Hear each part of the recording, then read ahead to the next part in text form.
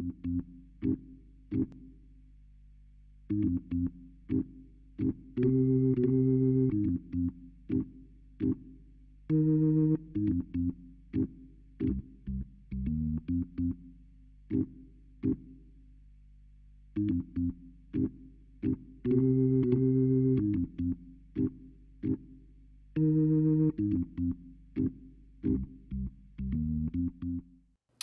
was about to say good morning since we normally do this on Saturday morning, but good afternoon. It's 2 p.m. here, so Caleb would probably say that, yeah, it's 2 p.m., but it's like 10 a.m. for you. Speaking of me and my normal late waking up shenanigans, but welcome to the Saturday Starting Gate. It's Josh here with On the Wrong Lead. We have a fun little show for you. We got some Pacific Classic day to talk about. Obviously, we got Saratoga and Kentucky Downs running right now, and I'm actually trying to make a bet at Kentucky Downs here real quick. Let me see if I can get this in. But I know Mr. Kentucky Downs himself. You're good at Ascot, so Kentucky Downs should just be like second nature to you, right, Caleb? Usually I do well here. I am good at Ascot randomly. Today has not been a good day for me. I kind of Kentucky Downs plays very quirky, it's very unique, very bias prone. So I kind of went into it, looking for cutbacks, outside drawn horses, and it's just been nothing but inside speed so far today. So not having the greatest start to the day, but we'll see if we can't turn it around. And if not, we always got Saratoga and Del Mar today. And it is morning for you, so it's totally fine to say good morning. Yeah, I know. I was telling Caleb before we got on that it's just been absolutely crazy at work. Lots of things moving around, lots of moving parts, lots of projects going on, and I have the entire week next week off, and like everybody's taking time off right now because basically they've told us that October is going to be just absolutely nuts. So get your time off in now. So it's just been outages and all kinds of stuff. But one guy who basically just never stops working. I messaged him last night at like, I don't even know what time. It must have been like 11 p.m. my time because I had just completely forgotten that Mark wasn't going to be here this week. But Andrew Champagne coming in last minute off the bench. I mean, I asked you, I was like, hey, like, we're going to talk Saratoga Pacific Classic. And you're like, I got most of this capped already. So yeah, I'm good to go. But I know you said you're coming in hot with some fun swag here that you showed us earlier. So a little behind the scenes here. When I came in, it was about 12 o'clock, and I thought Josh and Caleb were already live. I didn't see that little live thing in the corner, but I figured that was just, a me thing, right? So you guys are getting this twice, and for those of you out there watching this, you're getting this for the very first time.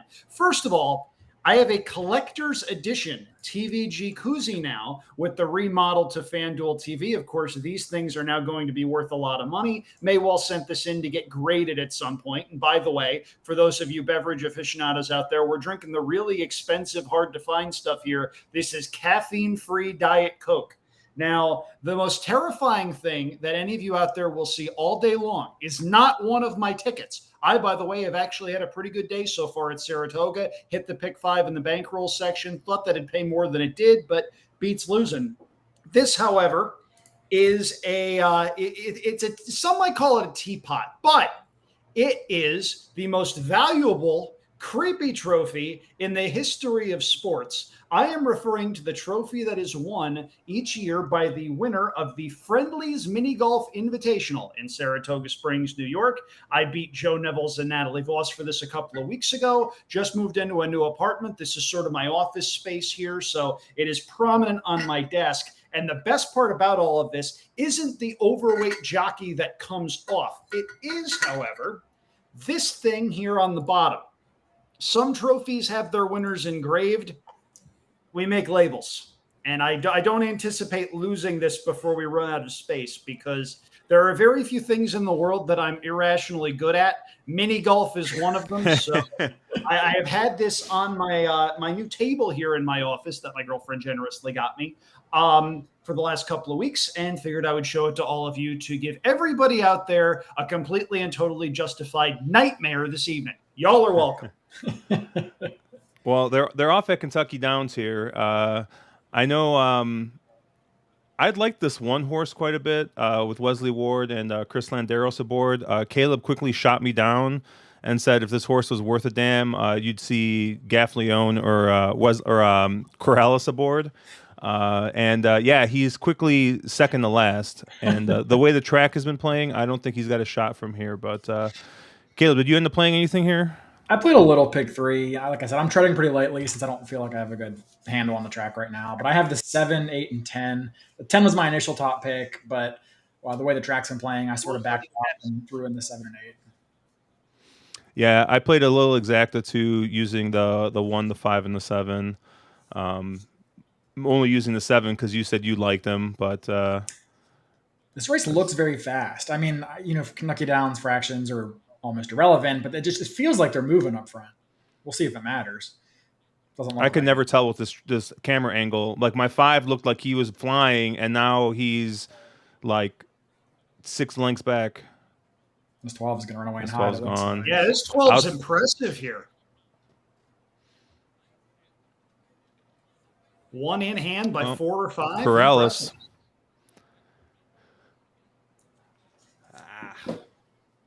That's frustrating. Andrew, you play much Kentucky Downs at all?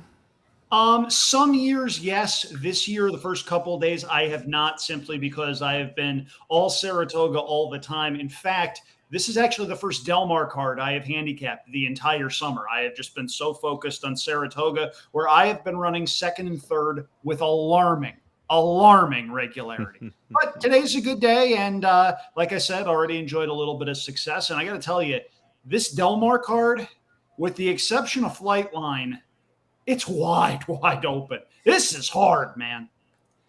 Well, if you listened to our stream on Thursday, I don't think anyone picked Flightline on top. So well, that just means you're not Chuck eating weasels. I, on the other hand, see Chuck as a food group.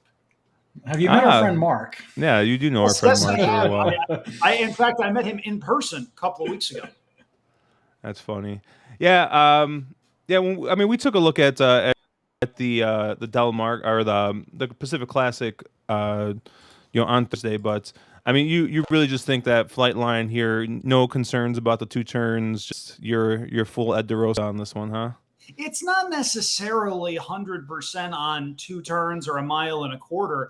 I just think 75% of what Flightline did in the Met Mile wins this race. It's more a comment on the dearth of talent in the handicap division than anything else. Do I think Flightline wants to go 1.25 miles? Probably not.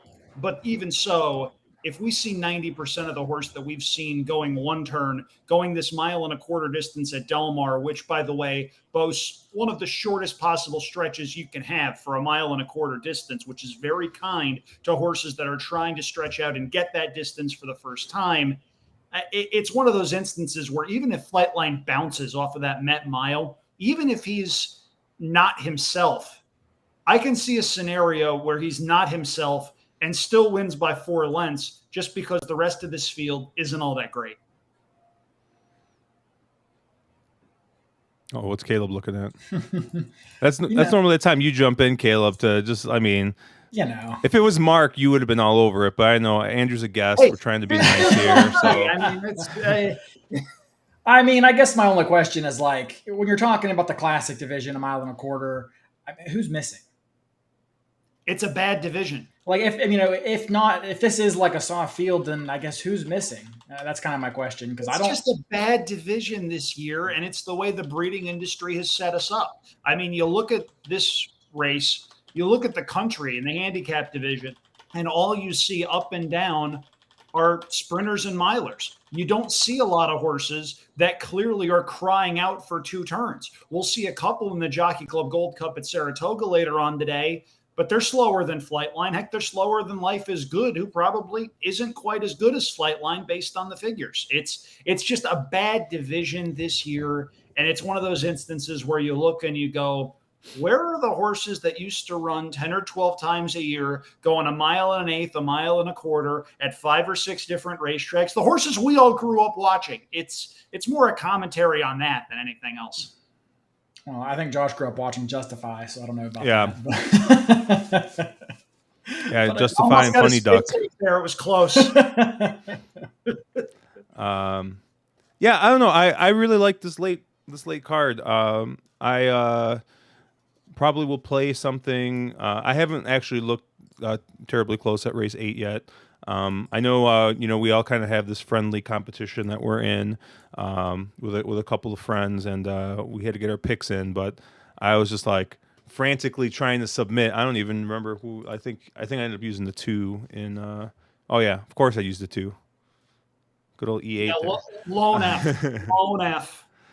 But yeah, I don't know. Did you look at anything here early? You guys playing anything here at Del Mar early? I know we got probably about 45 minutes I've first got a post. bonkers horse for you in the shared belief. That's race number 4, Okay. and it's a 5-horse field with several Bafferts and a former Baffert. So of course, I've got something that makes absolutely no sense. Let's take a look at the longest shot on the board, number 4, Il Bellator. And by a look at him, I mean, look at the fact that he's the only closer in a race full of speed. Do his figures stack up? Abso-freaking-lutely not. Do any of these other horses want to pass others late? Newgrange sort of can, but he hasn't been out of the barn since February, and he's going to be a very short price. Newgrange is probably your most likely winner, but if you're looking for a bomb to light up the pick 4 or pick 5, I think you throw the 4 in. You hope that a couple of these horses cook themselves early, going 22 and change, 45 and 4, 46 flat, whatever, and that they realize they're not all that good with about 3/8 of a mile to go. And then you're rooting for Il Bellator to come pick up the pieces. Again, based on numbers and figures, not the most likely of winners. Based on running style, though, and the likely race shape, I think this horse is a must use. Yeah, I mean, I did a pace breakdown, a video, especially talking about using Briz. I don't know, it's been a while now, but one of the things that like I've always looked at when looking for a pace meltdown is, hey, like if you got at least 3 E-type horses and you got 3 or 4 horses that have Kieran speed points of 6 or higher, like there's a chance that the thing can melt down. And like you said, I mean, these are all speed horses. Now, the 1 is definitely not as fast, I don't think, as the 2, 3, and 5. But and I think there's going to be a little bit of I don't want to say gamesmanship, but a little. I think there's going to be a little strategery going on with because Baffert's got 2 in here, right? He's got 2. Yeah, he's got the 2 and the 5. Yeah, He's with D'Amato now. Yeah. Yeah, I forgot that Newgrange was out. So yeah, so he's got 2 in here. So I don't really know. I mean, is he going to send both Armagnac and High Connection? I mean, who knows?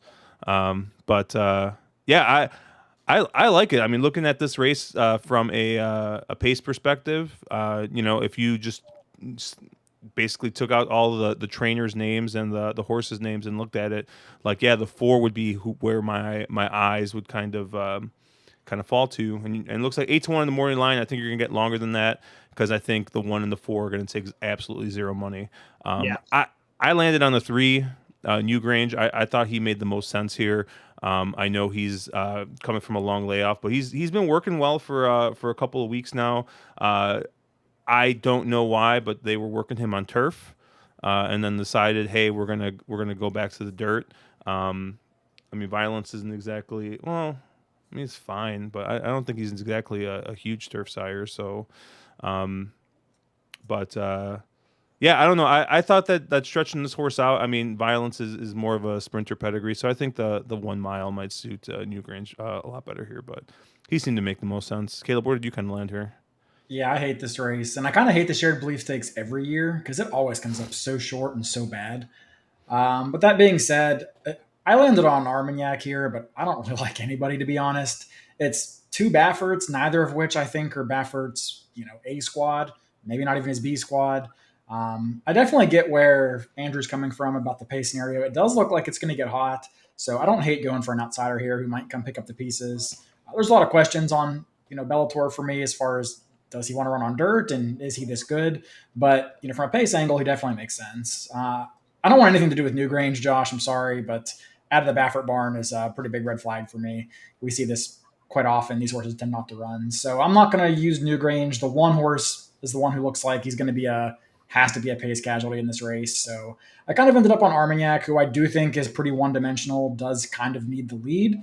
But he does have a couple races that make him pretty tough in here. I do think he's kind of the horse that really has to go. I mean, does that mean they try to sit on the 2-horse? I'm not sure. It's hard to think the plan's going to be to send both Bafferts out the duel against each other. But for me, I mean, I kind of ended up going with the horse I thought was probably a little more likely to get the lead. I mean, Johnny Velasquez comes out to historically has gotten some of Baffert's better mounts. So I'll take the outside drawn horse, hopefully get some options, and then take a shot. But this is not a race I will probably have any money going through.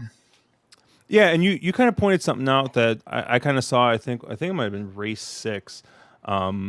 You get this. You get a couple Bafferts here in this maiden race as well, right?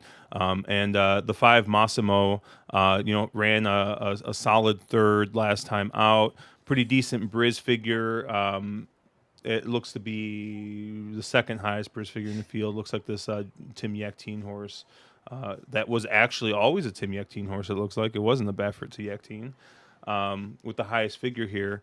But if you look at the 3 National Treasure, you get John Velasquez aboard this Baffert, and so I mean that's kind of like where I was looking at this race, kind of the same way you were looking at the other race. Like, hey, like I see Johnny V get up for Bob. I'm gonna assume that's the live one here. So I know I really like this 3 here in race 6. But I know we're just kind of jumping around right now. But that was just like that. You just kind of reminded me of something I saw a little bit later. But anything else in this like early pick 5 here? You guys are liking? I actually like a couple turf races on the back end of the card more, and that's where I'll be spending most of my time. I'm seeing somebody in the comments submitted a Saratoga double, and we are about 2 minutes to post for race number 7. If we want to take a quick look at that. Yep. I admire what Jay is doing here because he is tossing number 5 Elite Power, who is the 7-5 favorite. I thought Elite Power was going to be pretty darn tough in here, even before the scratch of the horse that is so neatly crossed out in a whole bunch of red ink, number 1 Greeley and Ben. But if you're trying to make money on this race, going against Elite Power and number 9 Miraz, who ships in from Dubai, goes to the barn of Chad Summers, there are worse ways to try to make money. What I find interesting is the horse that I had in third behind Elite Power and the entry is not a horse that Jay used and is a horse that I think you need to at least consider. And that's number 7, Hoist the Gold, who has been spending a lot of time in stakes races. You see the Amsterdam last time out. All that race was won by was a horse named Gunite, who came back to give Jack Christopher all he wanted in the Allen Jerkins. 2 starts prior to that, he was third beaten a half length by Gunite in the Maxfield at Churchill Downs. There are back races this one has. 15-1 on the morning line, 13-1 right now as they start assembling behind the gate for the 7th. I think 13-1 is a really big overlay on this horse. I think Elite Power is the most likely winner, but I would have thought Hoist the Gold would be about 8-1 come post time. So you are getting a price if that's the one you like. I actually like that horse too, Andrew. Not Elite Power at 6-5. I'm playing against, absolutely. Yeah, likely winner, but 6-5 is too short. Terrible price there. Yeah. I liked Hoist the Gold. I initially had this horse down. I sort of audibled off the horse a little bit just because I haven't seen a horse make up any ground so far at Saratoga, and that seems to be a theme for much of this meet. It seems like it's been tough to close, so we'll see. I mean, there is some speed in here, so I ended up on the 9. Miraz coming over from Dubai. I feel like if this horse was any other set of connections, this horse would probably be 7-5 in this field. But Chad Summers, a jock who I don't even know, but apparently comes over from Dubai to ride this horse. Has hands down the best figures in the field last out on time, form, and thoroughgraph. According to the snake oil workout reports, has been working pretty strong in the mornings. And, I think this is a horse that won a grade 3 overseas, has all the options from the outside draw here, just needs to get the right trip. So I like the 9. I feel like there are 2 things that are possible with the 9 here. Either the 9 wins by 4 or 5 lengths and he's favored in the Vosburg next time out, or he's absolutely nowhere. I'm not sure we get that sort of strong second or third. We'll build on this moving forward with this horse. It's a boom or bust proposition. Yeah, I think you're right. No love for the other half of the entry, huh? I Amundsen, used him on one ticket. yeah, I used the horse underneath. Has gotten bet down a little bit. Was 9-1 a couple of minutes ago, 6-1 now. Comes in out of a state bred race. There were a couple of okay runners in that particular race. Does like Saratoga. First time Robertino Diodoro is rarely a bad move. Wouldn't be a gigantic shock. I just can't see him as being faster than a couple of the other speeds in here, but does at least have the ability to stalk and get first run. There are worse options here. I did prefer Greeley and Ben to Amundsen. Greeley and Ben running tomorrow, but it's one of those. Are you sure? Yeah, I was going to say that horse has scratched 3 or 4 different times, so your guess is as good as anybody's. But no, it's Amundsen's not ill meant in here. 7-1, another proposition that it seems a little bit fair, especially now that we're getting even money on the 5 Elite Power. My goodness, 5-2 on the morning line. I thought was a fair morning line by David Aragona, one of the best in the business. Even money is short, man. Yeah. There's times where it's like, he kind of missed the line. And there's times where it's like, the line is right, the public is wrong. I sort of think the public's wrong on this horse, even if he wins by 3. Yeah, he might win, and I think he is the most likely winner. But if you're betting in at even money, you're thinking he wins this race if it's run 50% of the time, and he's just not that kind of horse. Yeah, I ended up using the 1 here most prominently. I did play a little exacta with the 1 and the 9. I tried to get to the 3 with Kendrick as I think the speed, but I just think that that 9's going to be a little tough here. I can't believe you didn't use the 3. That's such a you horse. I know. Oh, I really wanted to make a case for this 3, but if it wasn't Rudy, maybe. But Rudy's we did make the lead, and the 9 is sitting in a really nice spot outside, and now we've got a little bit of a duel going on. 9 says, I think I'll go. Yeah. Oh, this 9's Jock going. Yeah, Jock was paying attention at least. I don't know who this jockey is. Is he a local Dubai jockey? Is he like a journeyman? He's a Dubai jockey. I saw a Laura King tweet a couple of days ago that said he was coming over. 22 flat is fast but doable. Well, the one's doing the moonwalk, so I think my exacta's dead here. But let's see if this 9 hangs on. I got to hope the 9 knows to get off the rail. 5 is making up ground a little bit on the outside, but is going to have to circle a lot of horses in order to get there. Kendrick, I swear to God, you better not even think about it. He didn't. Here comes the 5. There's the 5. Here comes the 5, and is that the 7 on the outside? Can we get second on the 7 and get me a really nice exacta? Please, easy. please. There you go. There you go. Let's see what that paid. Probables. Not double, exacta. $21 for a buck. There you go. With an even money shot on top. Oh, we have somebody in chat that has a very important question. Josh, would you care to boot that up? Yes. Can attest, maybe even more so. I don't think the camera really does him justice. You can stay, Andrew. We don't need Mark. Long as we got one Saratoga person in, we're good. Hi, Mark. How you doing? Nice to meet you a couple weeks ago too, man. He's currently in a cutwater box in at Saratoga. Well, la-di-da. I know. Now he said that he's talking about getting one for the entire season now. Woo. I know. I was like, man, Mark, like what you need is like hardwired internet connectivity to that box, and you guys can, do the Steve Bick, Chuck Simon thing where you're broadcasting from the track every day. That's what our friend Andrew from Andrew Capone from Horse Racing Nation. The other Andrew C. Yeah, he's been on site basically every single day. I mean, he hasn't been doing live stuff. He's been doing pre-recorded stuff, but it's been good stuff. And then he's been able to get interviews and stuff right away. It's been cool to see. But of course, as usual, the even money shot booms us all. I just didn't think it was that's true. For a win bet, no, but that exacta came back at 20-1. On the plus side, you know, we basically just replaced Mark with another chalk eating weasel. So Indeed. Yes, yes, indeed. Yes, Chuck is indeed my favorite food group. all right, well, yeah. If you guys don't really got anything for the early, we can kind of touch base again on this late part of the card. Since Andrew, I know you didn't really get to talk much about Del Mar, since you weren't on with us on Thursday. Well, you're on a really good race to talk about here because I've got one that I really like in the Del Mar Mile. Awesome. Who are you liking here? I think Goliad runs them off their feet. I love what Juan Hernandez did last time out. Can you take a look at those first quarter fractions for going a mile? 21 and 4, 44 and 4 to the half. Now, for those of you who are not in California and haven't been paying attention, we have not gotten significant rain since I believe the first Bush administration. So the turf course condition is green pavement.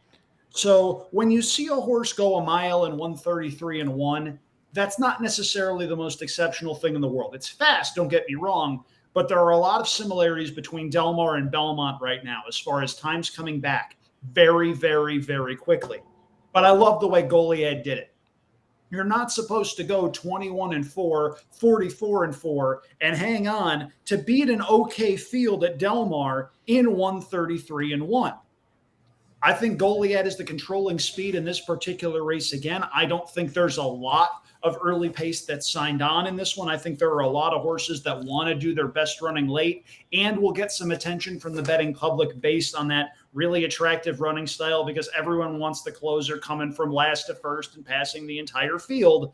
And I think Juan Hernandez on Goliad is going to be able to do all the running up front and prove very tough to catch late for a guy who, when he gets horses on the right track, they tend to stay there. 5-1 on the morning line. I'll gladly take that come post time. Yeah, I mean, Optics loved this 6. I mean, What was the shape? What was the shape? I mean, it was a circle, but let me see if I can pull it up. Because we know that they are very particular about their shapes. That was a tiff between Emily and our friend Sack. Oh, really? It wasn't so much a tiff so much as, jokingly, tongue-in-cheek and whatnot. There was a very heated Polygon discussion on horse racing Twitter on, I think it was one of the dark days. And by the way, everybody, dark day Twitter, get your shit together. It's embarrassing. Yeah, the 6 is basically like in the stratosphere in Q1. I mean, he's a circle, but he's so far in front of everybody else that it doesn't really matter, I don't think. It was interesting. I definitely looked at him. The horse I actually landed with on top actually looks awful on Optics, which is the 3 here, Irideo. But I just like the way he ran last time out. I like the way he won on this track, closing in on pretty normal fractions, 23 and 1, 48. So it wasn't like they had a huge meltdown or anything. And yeah, he was able to navigate through a little bit of traffic, split foes, and close in on a relatively normal pace. So I really liked the 3 here. Optics absolutely hates it, but I just think that the horse passed the eye test. I think the figures are close enough. So I was I was interested in the 3 the most here. Caleb, where did you kind of land here?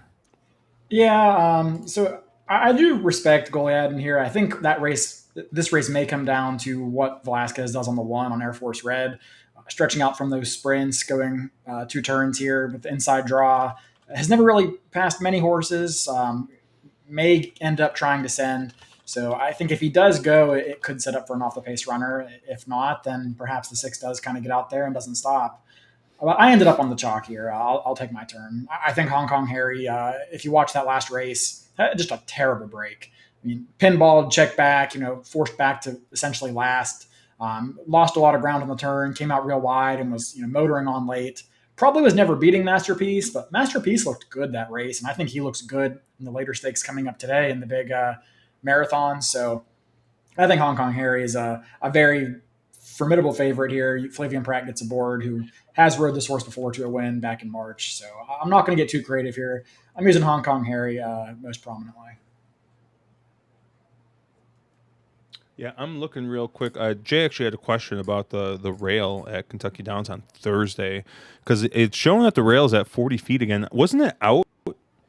On uh wasn't it out on Thursday too at like 40 feet? Yes, it was. It was, right? Yeah. Interesting. Oh, he says, yeah, I was actually, it's funny. I was just checking Equibase real quick. He says Equibase does not have the rail mentioned in the charts that you can see. That's weird. Well, it's not weird because, I mean, the data keeping in horse racing leaves a little bit to be desired. Shout Did out you to guys Craig. see, by the way, that Pat Cummings took Kentucky Downs and others to task for run-ups? Yeah, because I it's saw like, that. what was he saying? Like the run up on a 5.5 furlong race Basically was had a over 16 6 furlongs. Yeah, and it's just, we talk about, there are people in racing that talk about how they want racing to be a major sport. Can you imagine the outcry if Major League Baseball just randomly decided to play a game at a ballpark with a pitching mound that was 55 feet from home plate instead of 60 feet 6 inches? People would go freaking insane, and justifiably so.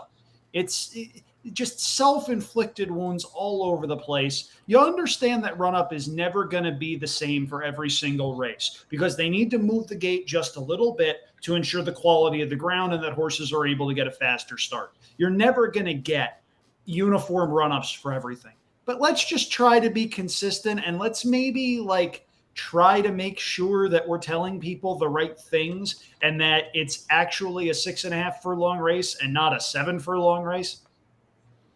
Welcome, Mike. I see Mike says a long time listener, first time caller here. But yeah, so why don't we take a look here real quick at Kentucky Downs since we got about 6 minutes to post. Andrew, I know I'm probably putting you on the spot a little bit. No, it's okay. I am going to look at my past performances that I have studied at length ahead of this show. Let's see. It would appear as though we are coming up on race number 5, going the quirky distance of 1 mile and 5/16 over the firm turf course here. Number 4, Gimme Mo Baby, is 7-2 for the most interesting man in the world, owner Michael Ivorone. You haven't seen his Instagram feed, you're welcome. Don't just you're good. You're good right there. It's scarring. It's truly one of the weirdest things in the history of the world. Have you ever met him? I have not, no, though I was at the Belmont for Big Brown, which was one of the weirder things that I have ever been to at a racetrack. And if you listen to the call, you know the exact moment as to when people start realizing he's got nothing. And it's when Tom Durkin, going down the backstretch, says, Kent DeSormo waits. He waits. And immediately I'm going, he's not waiting. He has no horse. That took a fun turn, didn't it? It did.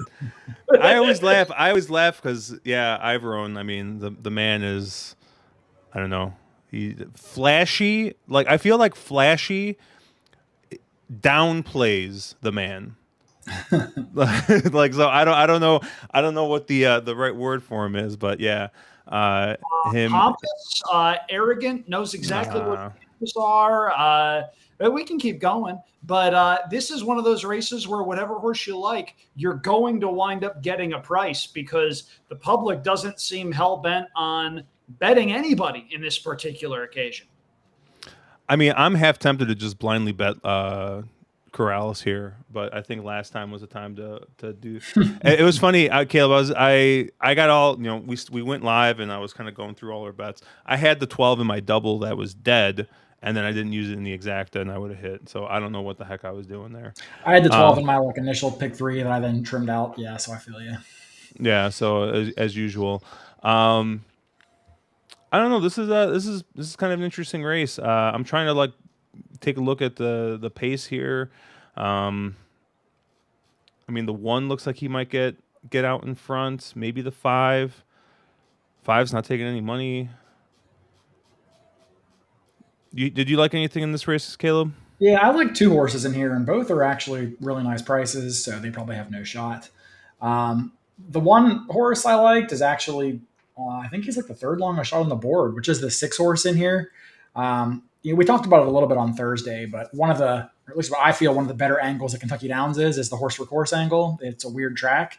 Some horses like it, some horses hate it. This horse actually won at this track and at this distance back as a 3-year-old last year. Now you look at the horse's form, and it's probably fair to say, okay, well, he hasn't really moved forward out of that. He might be off form, and I think that's one interpretation that may truly be the case. Maybe he is off form, but I also sort of think that maybe he's just a horse that really wants to go farther and hasn't been put in the right spots. They kind of tried to stretch him out at Gulfstream back in January in the 1.5 mile race, but he gets washed off the turf, and he just doesn't care for that at all. And then again, they put him at a mile or a mile and a 16th, and he makes an honest enough run to pass a couple of horses. But I think this might just be a horse that wants to run absolutely all day. And if you look at the pedigree, Declaration of War over a Montjou mare, there's a ton of stamina on that pedigree. So I think this is a horse that is proven over the course and at the distance and that wants to run all day, compared to some of these others that are trying, stretching out, some of them 3 and 4 furlongs on the stretch out. I do think the 6 is interesting here. The other horse I liked at a less attractive but still nice price is the 12 Under One Sky. So you may be shocked that I'm taking a horse that just broke his maiden, but this is a horse that I think is in really good form right now. So this is a horse that didn't win at Kentucky Downs, but made her debut at Kentucky Downs going a mile, which is extremely difficult to do, and ran a good race. Got second that day to California Angel. California Angel's a very nice filly. I think we see her running later on the card somewhere. This horse kind of took some time off after her 2-year-old season, but has improved in each start of her 3-year-old season. I think with one more step forward, she could be a huge player here. So yeah, I like the 6 and the 12.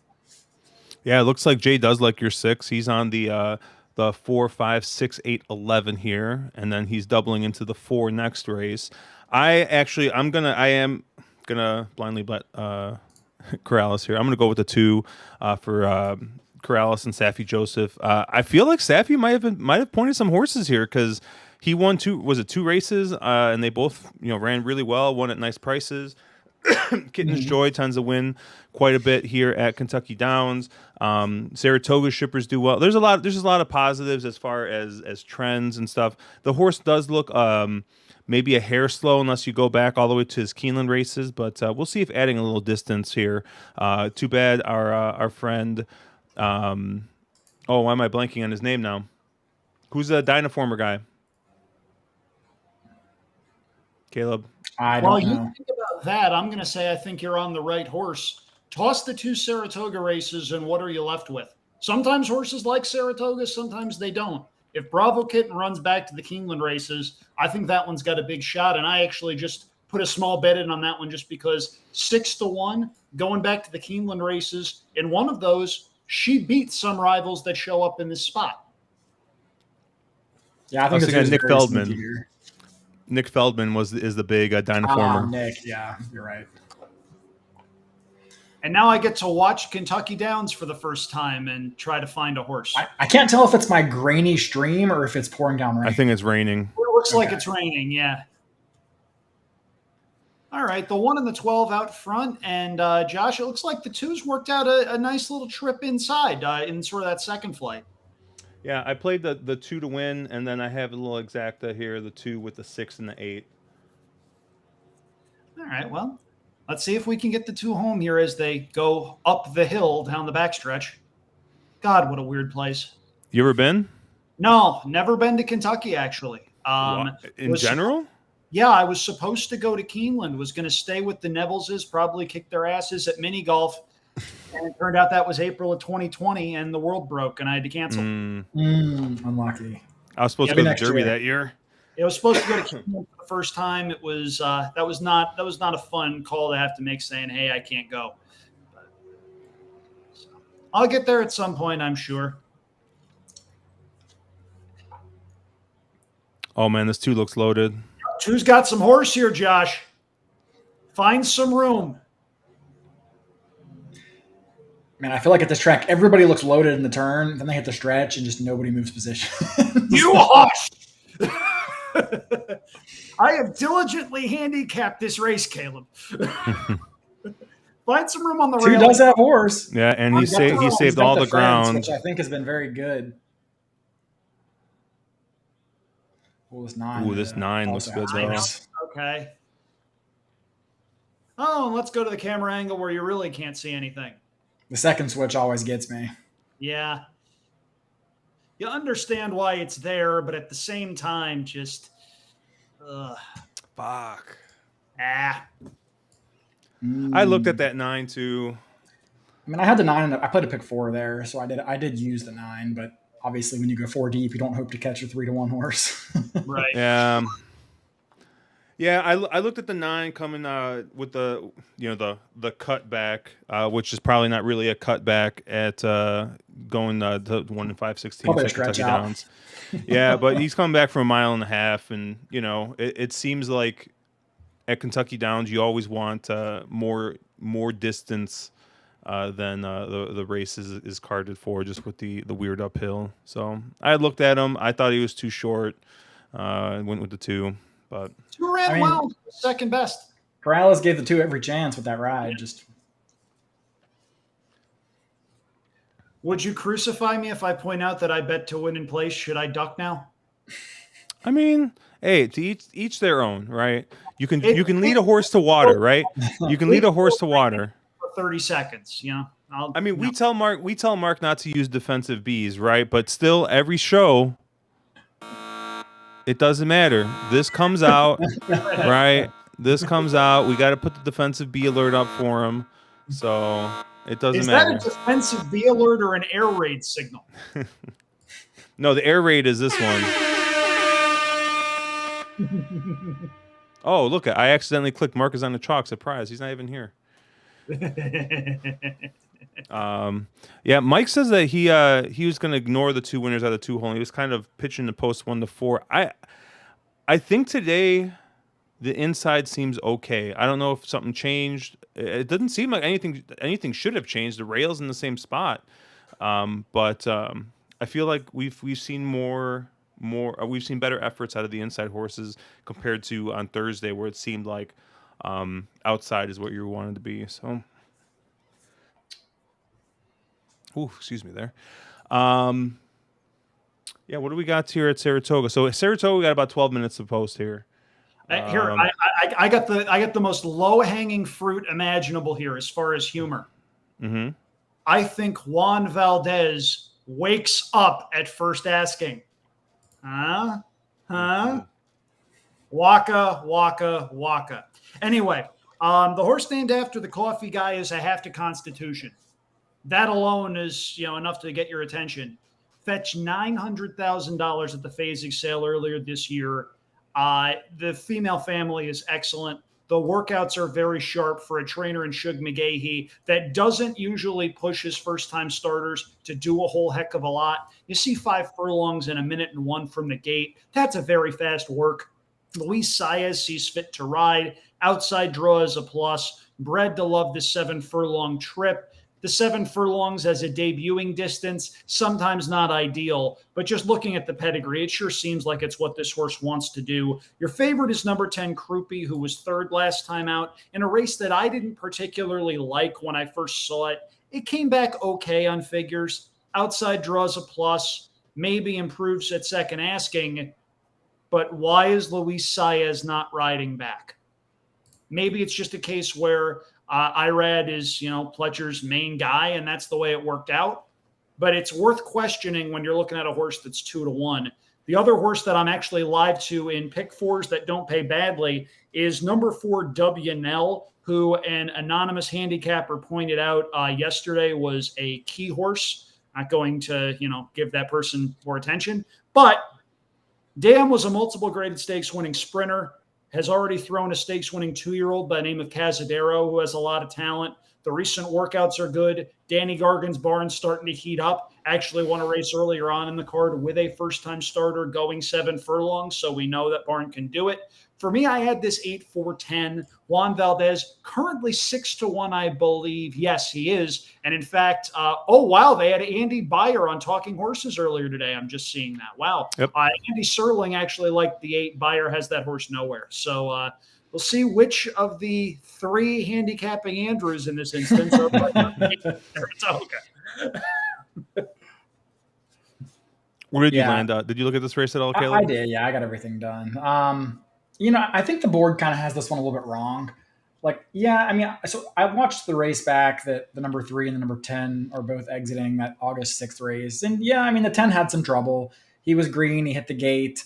He was really lagging behind the field, and he was finishing just with the flourish. I mean, he was flying late.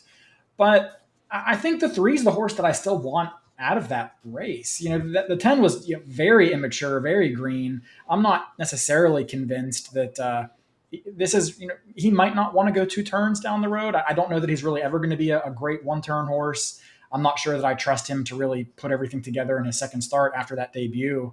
And the 3 horse is the horse that did all the dirty work. I mean, that's a race that had a quick pace that really did come back to the off the pace runners. Arthur's Ridge went out there, dueled with 2 other horses, put both of them away before getting run down by a pretty good colt in Disarm, and still managed to hold on for second there. So I'll take the 3 as the inside draw and speed in here. Second time starters win more than their fair share of races, so I'm going to take a shot that he kind of got something out of that, especially for Bill Mott, a guy who does not win first out very often. So I like the 3 Arthur's Ride, and 3-1. I think that's an incredibly fair price.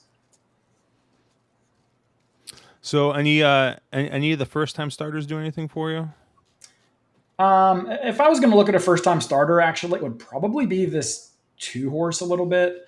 I think Gervin's actually getting 30% debut winners so far. He's been probably the most slept on sire of the year. This is a Florida bred. I don't expect this horse to take any money, yet he has gone from 15-1 morning line to 8-1 live odds. So that odds got cut in half, despite some not particularly strong connections. Joe Sharp doesn't do that good with first time starters. Kendrick getting up, not having the strongest of meets. So I think the money showing up, coupled with some of the precocious pedigree, would make me take a second look at this horse here. Hopefully he gets on the engine early and can secure some position from that inside draw. And I'm really high on the 3, but of the firsters, I would use the 2 and maybe to a lesser extent Andrews 4. Well, maybe, and this is a question that might just be a negative on the 10. Todd Pletcher trains the 10 for Rapoli and St. Elias. Mike Rapoli is in town. But if the 10 was all that special, why is Pletcher also running the 9? It's one of those questions you ask when the 10 is favored at 2-1, as opposed to, say, 5-1, 6-1. And maybe the 10's good enough to win, maybe a second time out. But that current price to me at 2-1, it's another instance where it just seems too short. Yeah, I kind of landed on the 2, the 3, and the 4 here. I think I agree basically with what you said, Caleb. I think the 10, not that the 10 can't win, but I'm guessing this 10 is going to be 2-1 is going to be very, very clearly the favorite, and I think the 3 is going to just has the better trip here, right? If the 3 is shown he can get out of the gate, the 10 we have yet to see him get out of the gate well. So I'm kind of surprised that I guess the 3 didn't take isn't shorter, but I'm guessing people are going to see that trouble. They're going to see Rapoli for Pletcher, and they're going to bet it. But of the 2 horses, I much prefer the 3. And then I'm going to take a shot with these 2 firsters here, the 2 and the 4, and I'll probably just do a little exacta box. I'm not going to be doing anything crazy here. Just box those 3 up in a little exacta here. So I'll just do a little 2, 3, 4 exacta box, and I think I'll have just a small press with the 3 on top. 3 over the 2, 4. I'll tell you this, it's a really good betting race, especially if you don't think the race the 10 comes out of is all that great. I know Disarm won like a very good horse. On figures, it didn't come back exceptional. It came back okay. And we saw a very similar sort of thing happen earlier on in the card. The 3-5 shot Powerful that won the second race came back after a 75 buyer speed figure, did win, but never once looked like a 3-5 shot. And that's one of those races where if you're trying to identify a bad favorite, even though you lost, you were right, because that horse never should have been 3-5. Could Krupe win? Sure. I picked the horse third. I used the horse in the last leg of pick fours that end here that don't pay terribly.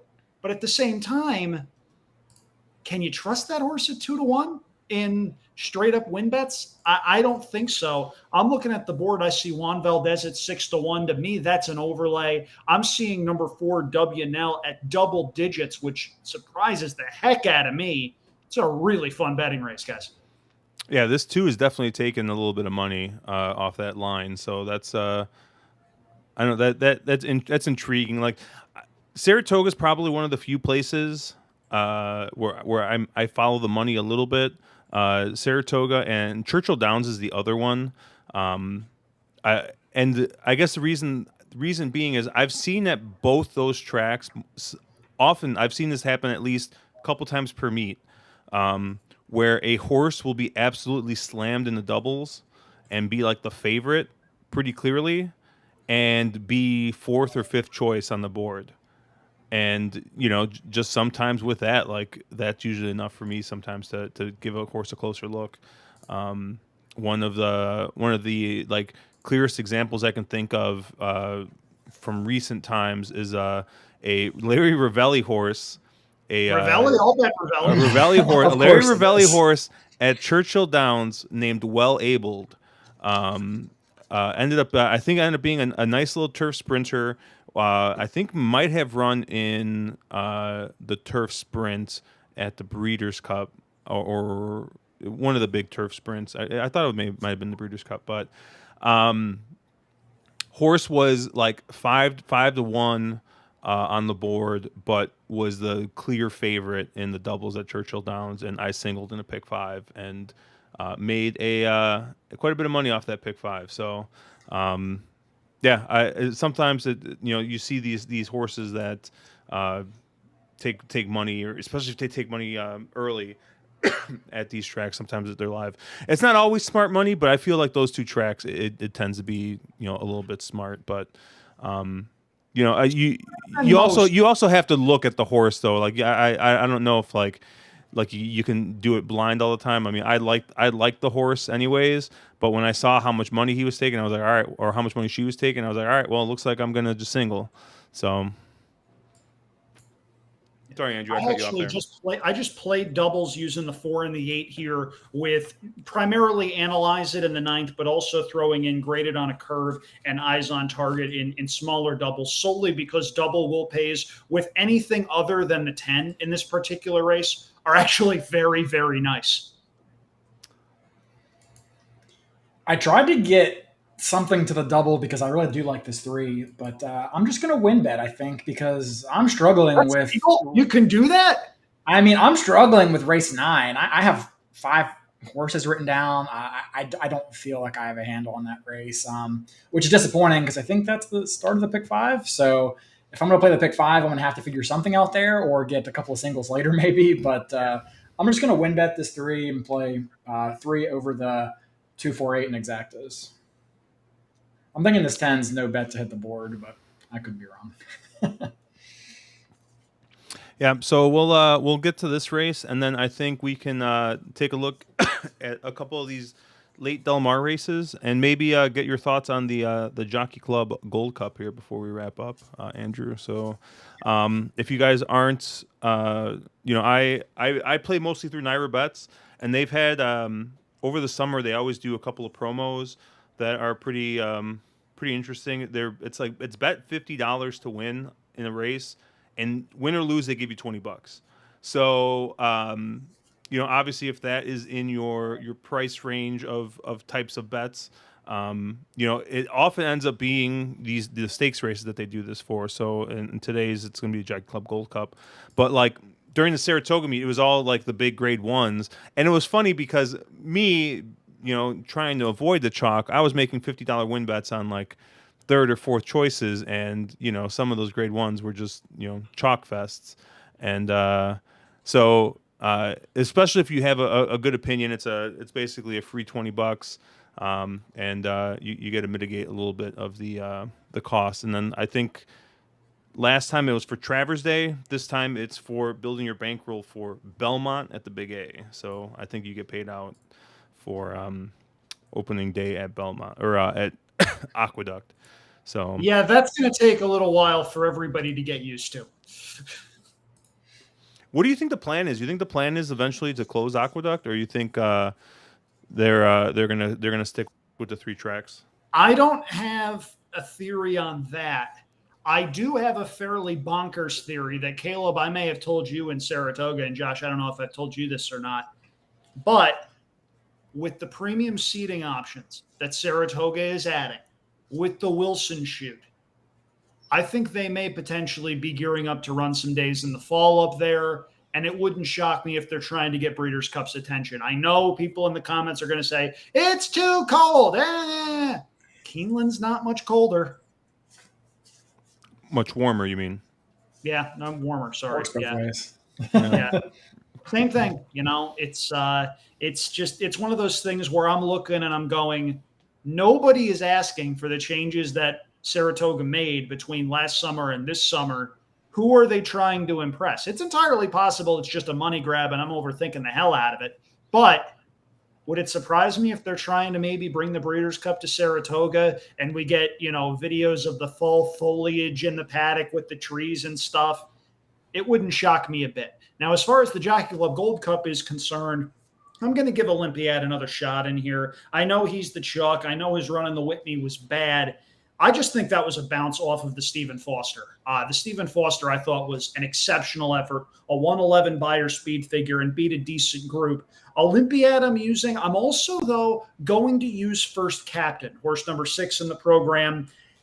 His trip in the Suburban was not a winning trip. He was never all that comfortable. He was between horses the last 5/16 of a mile. He had every right to back out of there, and instead he almost won the darn thing. If you look at the races he's run, he wants to be outside of horses. He does not want to be between horses. He doesn't want to be down on the rail. He wants to be towards the outside. I think First Captain is going to step forward here. I see 4-1 on the morning line. I think he should be the second choice. He may well wind up being the 4th choice, but I do think he's worth using in those multi-race exotics. And trust me, Jay, you are not wrong. By the way, guys, did I ever tell you about the time I got kidnapped by mimes? No. They threatened to do unspeakable things to me. Where's the siren? Come on, Josh. Where's the soundboard for that? Oh, wait. Yeah, hold on. Which one do we do? Here we go. I was thinking crickets, but that works too. Jay, you have created a monster. On a happier note, though, they are at the gate for race number 8 at Saratoga. So instead of focusing on my horrible jokes, we can focus on maybe my, slightly better than horrible handicapping here.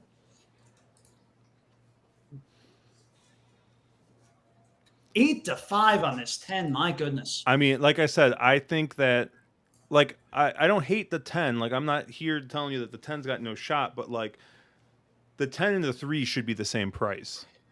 Certainly right? Close. Right. Like the 7-2 or whatever we're getting on this 3 is just absolutely nuts.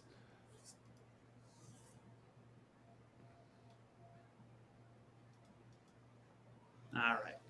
I'm kind of regretting not just playing this straight to win. Look at the break on that 10. Yep. The 8 breaks dead last. Yep. And the 10 is just a head case. It looks like. Yep. The 10 to tap it. No, he's not gray. Because they're curling. Ooh. Well, Kendrick is opening up with this too. Yeah. This was one of the firsters I think we thought looked pretty good in here. And meanwhile, it would appear Luis Saez is trying to channel honor code here with Juan Valdez on the rail. Was there that day. Shug McGahee's face, his mouth hanging open. It was hysterical. He had no idea what he'd seen. I was like, what did I play? I played a 2-3-4 exacta. Let's see if we can get this 3 on top, though. I pressed that. Yeah, that's what I need to, is this 3 on top. But this 2's still going pretty easy. 10, and the 8 appears to be flattening out a little bit. 2 might be a little. I don't think the 8's going to be the winner, unless he finds maybe difficult to catch here. There's the 1 on the rail. Well, I need this 1 to get the heck out of here. What is this 1 doing? I don't think they're going to catch this 1. Oh, maybe. Yeah, 3's got him. 3 just kicked in. Oh, I wish maybe you no. wouldn't. I Don't marked go it. Oh I my marked God! it. Don't go side to side with No, him. Oh my no. God! Why? Well, Why pull him in to get eye to eye? All you gotta do is keep a straight path. Ah, fucking Joel. so we did not talk at all about Instant Coffee, the Brad Cox trained first-time starter that's going to pay $30.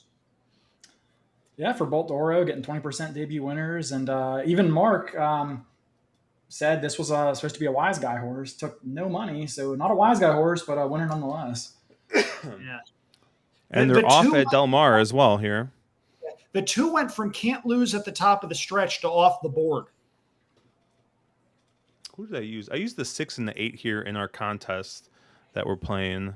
The 6 is 5-2. Yeah, I used the 6 as well.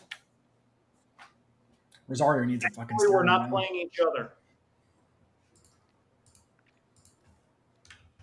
Hey, we were right about the 10 though. Yeah. Yeah, we were. How much does that pay? Not a lot. No. All 6 right. loaded.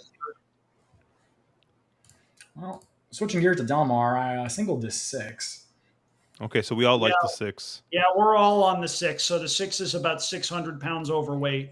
I kind of thought he'd be on the lead. I don't like the ride I'm getting, but we'll see if it matters. Just grind it out. Grind it out. Don't Grind it out. No, he's not Stay gonna get straight, there. please. Stay straight. Horse stays straight. I think he wins. Yeah, He went second out beat. like 2 or 3 paths.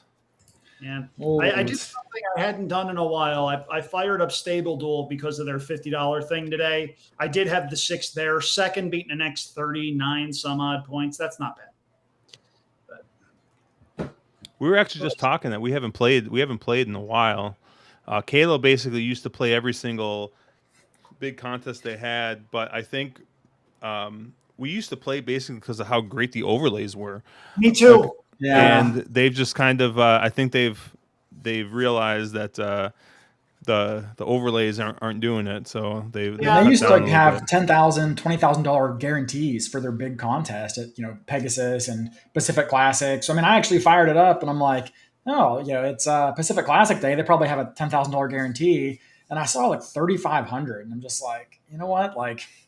It doesn't really do it for me. Yeah, there was a contest a couple of months ago. I think it was a $60 buy-in thing, and I think it was a $20,000 guarantee.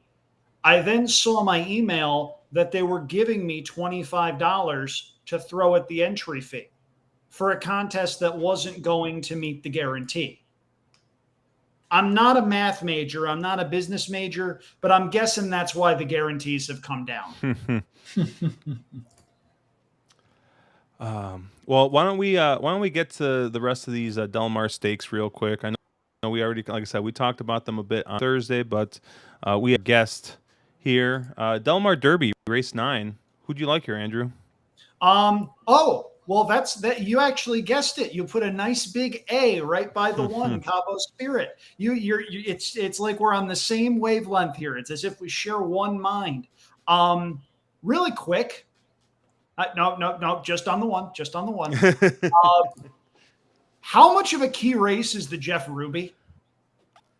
Just look at who came out of that race. You've got Tiz the Bomb, the winner. Tawny Port came out of that, multiple graded stakes winner. You've got Rich Strike, who won a little race called the Kentucky Derby. And you've got this one, who won the Grade 3 La Jolla last time out. There's not a lot of speed in this particular race. I want a horse that at least has the ability to lay reasonably close. And I think Cabo Spirit can lay 2, 3, maybe 4 lengths off the pace, as opposed to a lot of the other horses in this field that want to be way back and launch one run. I think Cabo Spirit may well wind up being the one they have to run down. And if the pace is on the slower side, I think that favors the charge that's being ridden by Joe Bravo for George Papadromo. Cabo Spirit's my pick in the Del Mar Derby. Yeah, I landed on the 1 and the 3 here. I like the 3 with Turf God Mike Smith getting the board. Horses 3 for 3. Horses 3 for 3 the last 3 races. So coming in some nice form here. Is a little bit slow, I think, on Brisnet. I haven't looked at other figures, but So I think does need to improve. I think a little bit to win here, but I mean they're 3-year-olds. That that it's not out of the realm. So I like both the 1 and the 3. I think in our contest I took the 3 as who I think is going to be a higher price. Caleb, where did you land in this race? Yeah, I landed with you, Josh. I like the 3 best in here, and then I had the 1 and 5 kind of as my co-second choices.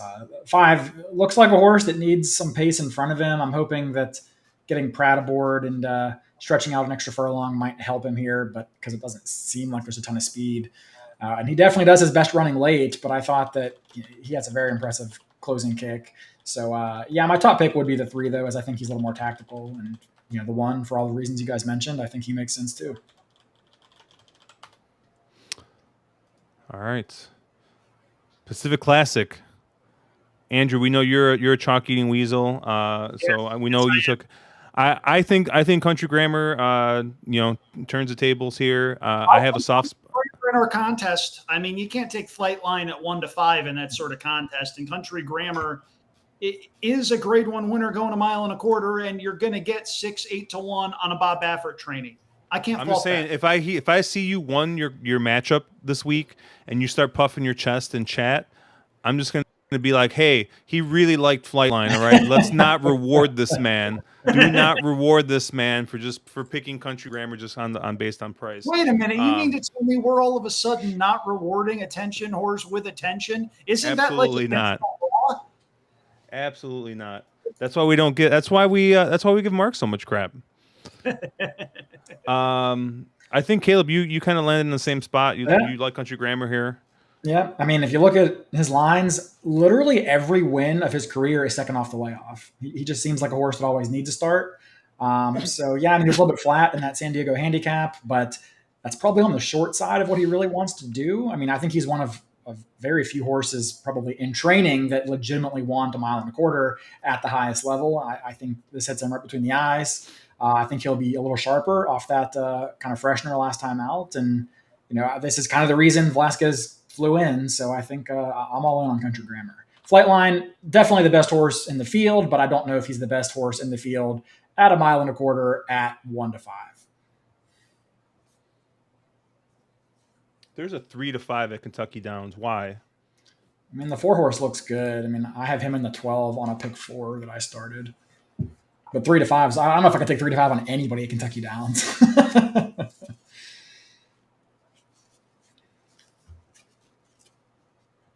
I think I like this 5. But I think he's like second choice, isn't he? Yeah, but everyone's so long here. Holy cow. Who's on this 4? Leon and Safi. It is Safi horse. God bless it. Oh, and 5 is Joe Talamo. Yeah, that's not happening. Would you rather have Talamo or Landeros? Oh, Landeros. I mean, that's not even close. I don't even think that's close. All right, I'm going to do what my wife does, and I'm going to take the Frenchman on Paris Paramore, the 8 horse. Right? That's how it works, right? You go based off the name and the jockey, and you just go that way. Go ahead, Andrew. I just played the 12 to win in place solely because the races back at the fairgrounds over the winter were not bad. Mayo was just maybe too long last time. Runs back to the 2, 3, and 4 back races, not without a shot. 11 to 1. Yeah, I also like the 12. But besides the 4, that's the only other horse I used. I think was stuck on the inside on that bad Churchill turf on that Derby weekend or the week afterwards where you just couldn't be on the edge. I feel like Aragona. The Churf. The Aragona copyright Churf. All rights reserved, yeah. So Jay's going to key this 4 on top, and he's going to use the outside horses, it looks like. Here. You said you bet the 8, Josh? I bet the 8. That looks about right. Is that the 8 dead last? Yes, yep. It is. Okay. And the 12's not far in front of him. No. And the 12 is actually not a fan of running into the rain, apparently. Yeah, the 12 has decided it wanted to stay home out of the rain.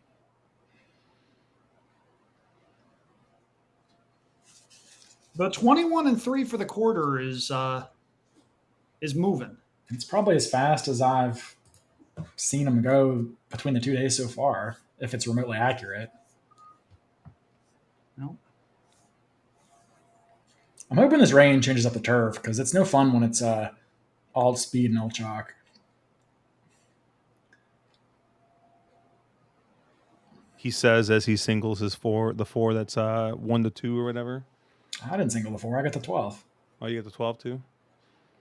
Yeah. Well, if he ever gets outside, it doesn't matter. You're not going to catch the 1. Speed is too good. Come on, 12. He's running out of racetrack. And he's on the wrong lead. I'm going to lose another photo. He got there! Oh, there it is. See, I tried to reverse mark that in the stretch. The 12 get up. I missed the entire stretch run because my internet was off. I saw the horse get up. 12 clunks up on the wrong lead, flying down the stretch. Kentucky Downs, you beautiful, beautiful son of a bitch. Can we just take a minute to try to understand how this one horse was 7-1? I would need 30-1 to bet that horse. I have no idea. I was thinking the same thing. He was like second pick. He was third pick. Round, my God. I mean, were they just betting? I mean, like on Briz, the one's dirt race looks okay, but like his turf try was miserable. And it's a Bodemeister. It's not like we got some kind of turf pedigree here. But yeah, Mike's saying there's an 8.5 second run up at 6.5 furlongs. Pat Cummings, please pick up the nearest red courtesy phone. Yeah, I'm sure he's gonna have a lot to say. I already saw him. Like we talked about it earlier about the run ups, but I'm sure he'll have a bit to say there. But yeah, nice closing kick on that 12. We funny enough, I was having dinner with my mom last night, and she just moved into a new place a couple of months ago. Right before her and my dad bought this place right before he passed, and we got everything moved in, and so she's got some neighbors there that she's become friends with, and so she invited me over to dinner, took my wife, and she had these 2 friends there from her neighbors, and I forgot one of them said something. They mentioned either the Kentucky Derby or Keeneland, and I was like this. And literally, dude, probably for the next half hour, all we talked about were horses. Apparently, one of her friends, his husband or her husband, was a humongous horse player. They've gone to the Kentucky. They went to the Kentucky Derby like every year for like 12 years or something. Like it was just the craziest thing. But of course, it's like this lady was 83 years old, right? So of course, it's like, yeah. I finally, like in the wild, I discovered someone who played horses, and she's 83 years old. Like it's just, it was just really funny. But yeah, I talked a lot about horses, about Keeneland. They talked about the Kentucky Horse Park, how they used to visit that all the time and stuff. So it was pretty cool. Like it's not it's not often that you just like randomly run into somebody who talks horses. I know Caleb. I think you said you ran into somebody randomly at work that played horses. But it is funny. I bring it up like it's when I was going to Saratoga, and I just say like, "Oh, I'm taking vacation next week." They're like, "Oh, where are you going?" And like, I'm at the point where usually I just say upstate New York, because like if I say Saratoga, they're like, "What is that?" Like they have no idea. But this person specifically asked, "Oh, like what are you doing up there?" So I told her Saratoga, and like was super into it. It turns out, just like owned horses, used to play polo, has been to Keeneland, and actually was an Arlington regular for a while, so close to Josh's heart. So yeah, you never know, but it's a quick way to make like an instant best friend. Yeah, for sure. My girlfriend's gonna hate me for telling this story, but we went up to a winery in Geyserville, about an hour and a half, hour 45 minutes north of me here in the Bay Area, middle of freaking nowhere. Okay, there's literally like it's a bunch of wineries, and there's not even a town. Like you go through, there's not even a stoplight. It's just, there's a couple of stores where people can get like the bare necessities of what they need.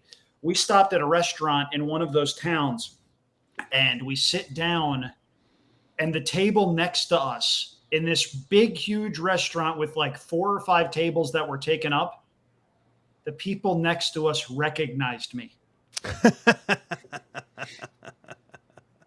It was deeply weird.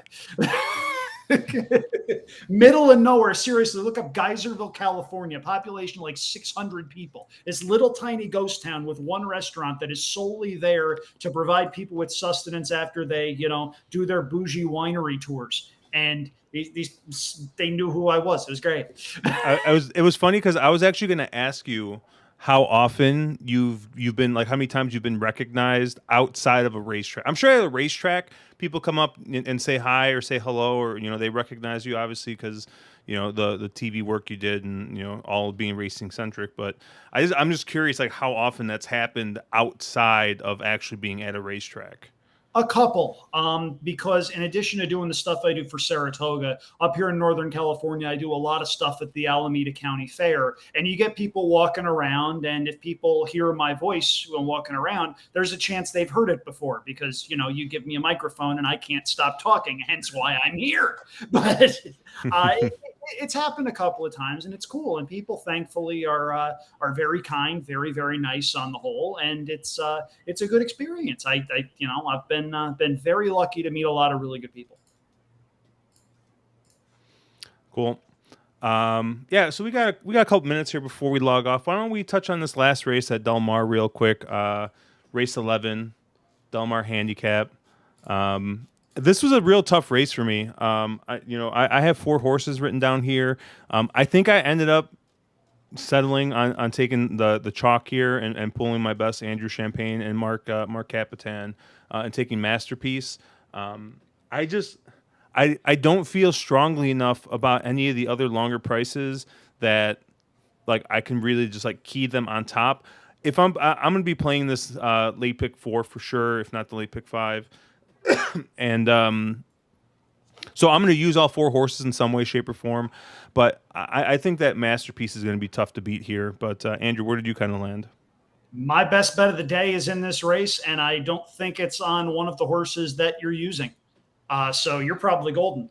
I like the 2 Gold Phoenix in here because of the 2 most dangerous words in turf racing. Pratt on.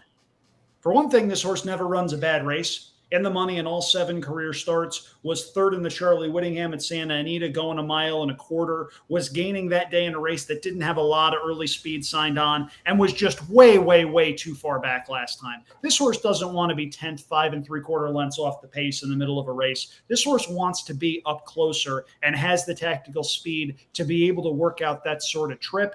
I think with that last out clunker in mind, we're going to get a little bit of a price. Phil D'Amato knows how to win these races. Flavian Pratt knows how to win these races.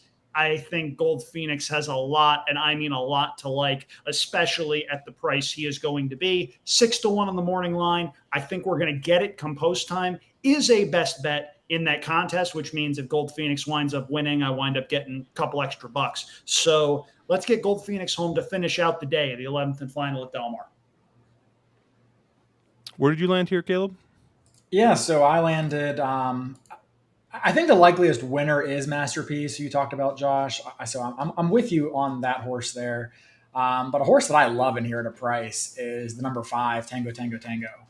I think this is the horse that's going to get completely slept on. Clearly, Jack Sisterson's plan to target some ship and win races and go over there and steal some purses. A lot of shipping, but not a lot of. Yeah, he has about half that equation down. The other half is not exactly coming to fruition. But I think this is a horse that's going to get overlooked a little bit. But he has some pretty good form. I mean, he has a win at 1.25 miles at Belmont. He beat 2 pretty nice horses. Sanctuary City is a hard-knocking upper-level allowance horse, and then Soldier Rising is a stakes winner. So there's a really nice, race coming out of that Belmont race, and arguably the race of his career has been going these longer distances at that 1.25 miles. He then came back and ran fine in the dinner party, losing to set piece there. He beat a nice horse in a tone who's entered in the stakes today at Kentucky Downs. And then last time, I thought that probably just wasn't necessarily the right trip for him. 46-1's pretty quick at Del Mar. That's a race that pretty much fell apart and went to the closers. If you look at the way that race flowed, Masterpiece came from kind of well off the pace there, as well as the likes of Kafkin Peak and then Hong Kong Harry, who are also entered in a previous race today. So I think he just was a little bit too close to a pace that was on the quick side. I don't think the pace is going to be quite as lightning fast today. I'm hoping he stays a little further off. let his magician go out there and do his thing. And I think that Tango Tango Tango could be maybe give Sister Sin his first winner and probably his last starter of the meet.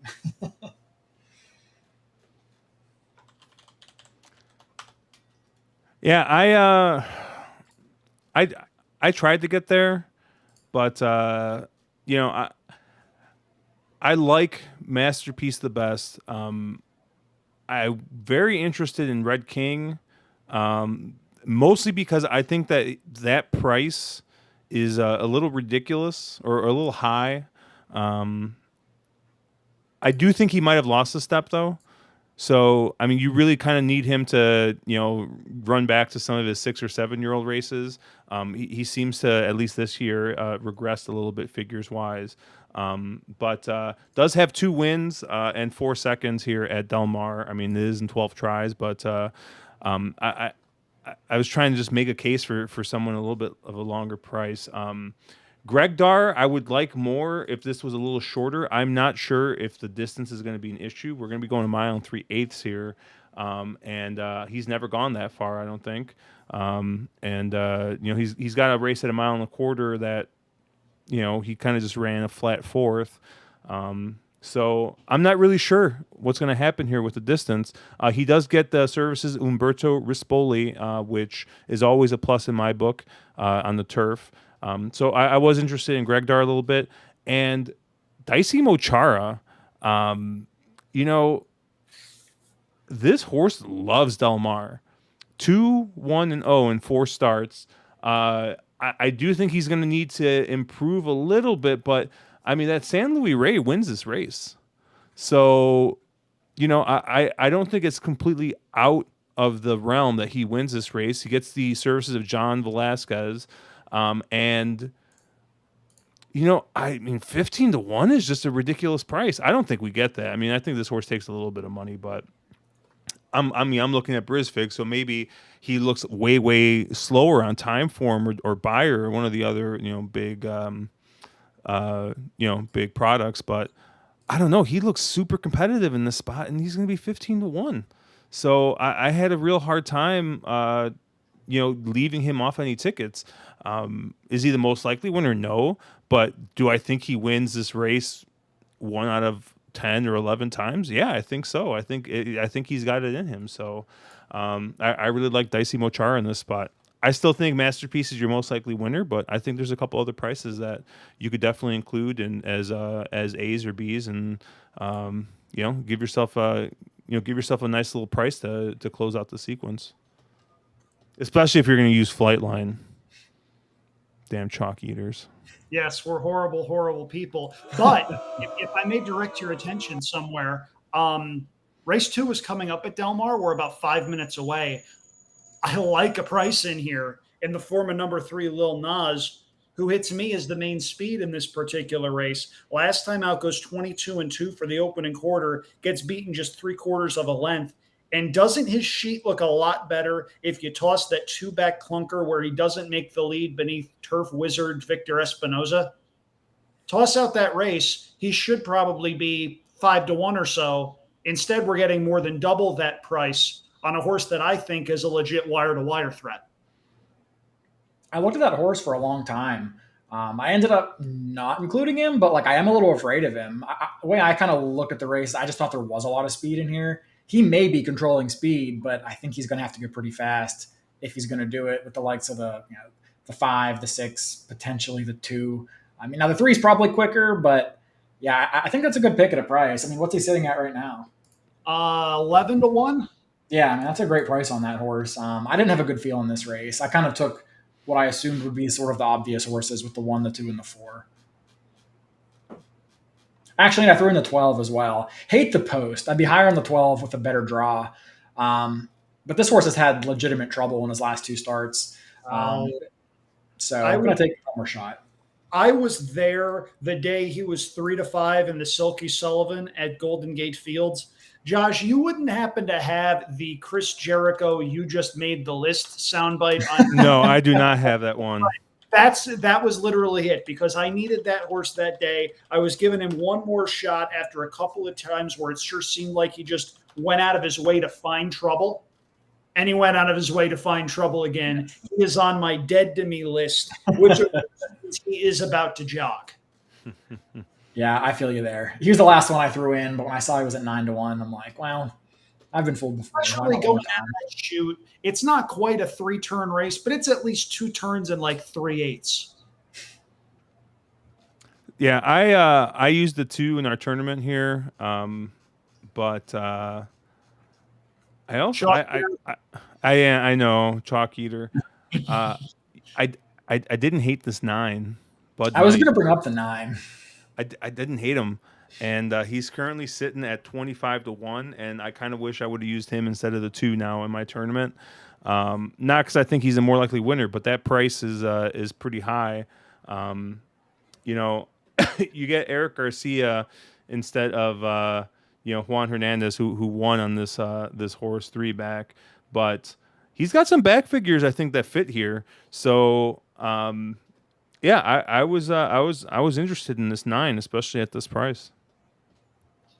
Yeah, I can't. Those 2 turf races aren't the worst. I mean, granted they were in the Leonard Powell barn, but those last 2 turf races aren't the worst. I mean, if you're going to make a case for a 30-1 shot, Josh, I could see it. Yeah, me too. That's one of the horses where like 10-1, 12-1, probably not. 30-1's too big a price. I mean, 2 for 28 is a bit hard to swallow. This horse, as we like to say, doesn't like getting his photo taken very much, but he usually shows up anyway. I mean, with the exception of his last race, he's always been, in the conversation. Tell you what, sort of a strange pedigree on that one by Tizbud out of a Victory Gallop mare. Not a cross you see very often. Looks like Jay's going to be spreading here. He's got the 3, 5, 8, 9, 10. So he's taking some prices and then doubling into the 3 and 9 next race. So he does like the aforementioned Bud Knight. I'm going to put a little win money on Bud Knight just in case. Yeah. The 3 is my single in race 3 at Del Mar, Charlie. I thought he ran a real nice race, and a race that totally fell apart. Just closer dominated that race. Winner came back to repeat. I thought he was by far the best of the speeds that day, and should improve second time out here. I don't really see any monsters in that field, so I do love that 3. 9's other horse that also makes some sense. Getting Pratt on board. I mean, the 2 is 5-2 in here, and I just don't like betting horses back off of what sure seemed like perfect trips. I mean, you look at how fast that Del Mar turf course has been playing, and you see half in 48, 6 furlongs in 112 and 3. It's not slow, but it's very moderate, and he's going to have to go much, much quicker early on in order to make the lead here, and I just don't think that's something he wants to do. Maybe the horse is good enough to win, but as we've said about a couple of different favorites here, isn't 2-1 just a little too short? Yeah, I think that's – I mean, is this the Pratt effect? I don't know, but that is a short price. Andy Mathis, too. He's enjoyed a heck of a meet. I think I actually did use the 2 in the contest here, but not the price I love. Yeah, no, I mean, he was 4-1 in the book, so I thought maybe, I didn't feel awful taking him at that price. But, yeah, I mean, I should have known better that this horse is going to take a ton of money, but – I guess of what I would consider the more logical contenders, I guess I'd give this one the best shot at the best price, the best chance to win at the fairest price. Maybe just seems to have gotten better each start off the layoff. They switch him back to turf to keep him protected company. Doesn't have to enter for a tag. So Espinosa not my favorite turf jockey, but the 3 almost fell on his face coming out of the gate, and somehow still I don't know if made the lead, but made the first flight. Yeah. Oh, boy. If the 3 winds up winning this race, it's as so much. They're stacked about 5 across. Yeah.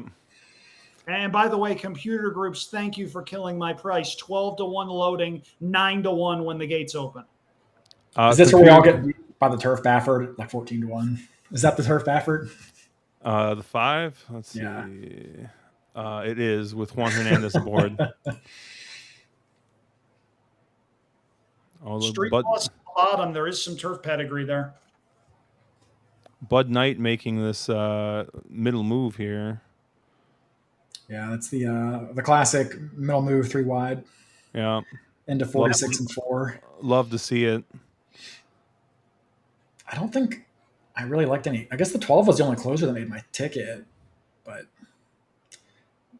This race seems like it's got to come back to one of the off the pace runners here, maybe the 4. Do you have any horse on this 3 on the rail? He got a Probably, good trip after the stumble, but I'll tell you what, Vasquez has given the horse every shot. he needs somewhere to run. Yeah. Need horse too. That too. None of these horses are going particularly quick. And of course, here's Flavian working out the perfect trip on the deuce. Oh, He's one just too behind it. He's just too damn good. Well, it was force line too. They're not going to get to him. Yeah, he's got it.